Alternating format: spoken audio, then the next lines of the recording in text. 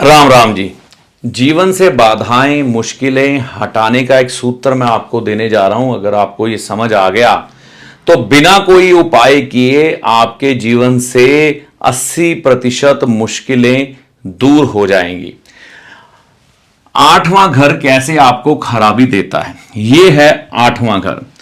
देखिए, आठवें घर से व्यक्ति के जीवन में रुकावटें मिलती हैं, धोखा मिलता है, शत्रुता मिलती है और रोग मिलते हैं व्यक्ति को। ठीक है ना, व्यक्ति रोग से दुखी रहता है, लंबे वाले रोग।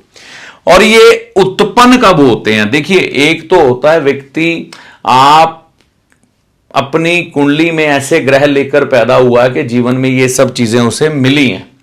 एक अपने हरकतों से, अपने कर्मों से ये चीजें पैदा कर लेता है। मान लीजिए कोई व्यक्ति किसी के जीवन में रुकावटें डालने का आदी है, तो उसका ये आठवां घर उसको खुद को तकलीफें देना शुरू कर देगा।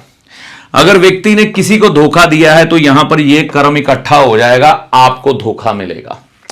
अगर आपने किसी से शत्रुता रखी है बेवजह की, जिसकी जरूरत भी नहीं है, उसको खत्म कर देना चाहिए, तो आपके शत्रु उत्पन्न हो जाएंगे। अगर आप किसी रोगी व्यक्ति को पीड़ित करते हैं, चाहे वो आपके घर वाला है चाहे बाहर वाला है, तो आप रोग से ग्रसित हो जाएंगे। या फिर आप किसी की चुगलियां करेंगे, निंदा करेंगे, तो भी आपका ये घर आपको ये तकलीफें देगा। बुरा सुनेंगे तो भी तकलीफें देगा। ये माया जाल है। ये घर दूसरा है, ये सुख देता है, ये दुख देता है। देखो, यहां से हमारा मुंह देखा जाता है, वाणी यहां से देखी जाती है।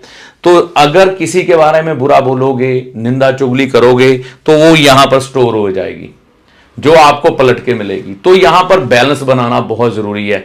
ये सभी आदतें अपने जीवन से निकालो। किसी की निंदा करना, चुगली करना, किसी के जीवन में रुकावटें डालना, धोखा देना, शत्रुता रखना और किसी के रोग का मजाक उठाना या किसी को रोगग्रस्त देखकर उस पर हंस पड़ना या उसकी मदद ना करना। दूसरी बात, ये दूसरा घर है, ये परिवार और धन संपत्ति का है। इस घर को बढ़ाने के लिए एक तो आपको मधुर वाणी बोलनी चाहिए, हर किसी से मीठा बोलें और अपने धर्म को, जो आपका धर्म है, जो आपके धर्म और कर्म बनते हैं, उसको करते रहें। अब कई लोगों की कुंडली में ज्यादा धर्म निभाना उनके लिए उचित नहीं होता, तो ऐसी स्थिति में किसी भी सुयोग्य विद्वान की सलाह ले सकते हैं। जैसे कि यहां पर बृहस्पति हो तो कहा जाता है कि आपको ज्यादा धर्म कर्म के कार्य नहीं करने चाहिए।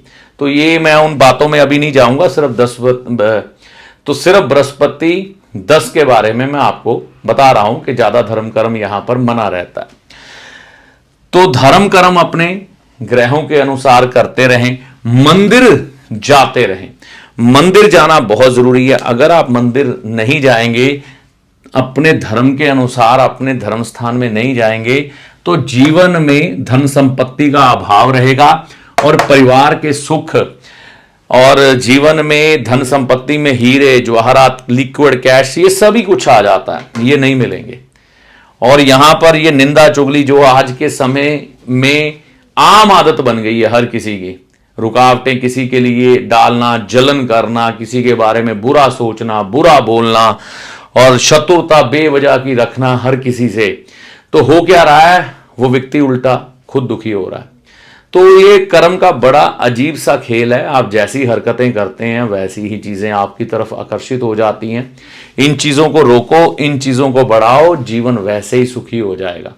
यही चीज मैंने आपको बतानी थी। यहां पर उपाय यही छुपा है कि आपको ये आदतें सुधारनी है और ये आदतें अपनानी है। अपने धर्म स्थान में जाओ, वाणी अच्छी बोलो और धर्म कर्म जो भी है वह करते रहें। तो ऐसी आशा करता हूं ये बात आपके लिए सहायक होगी जीवन को सुखमय बनाने के लिए। इस वीडियो में दी गई जानकारी का लाभ माता रानी की कृपा से आपको होगा। जय माता दी।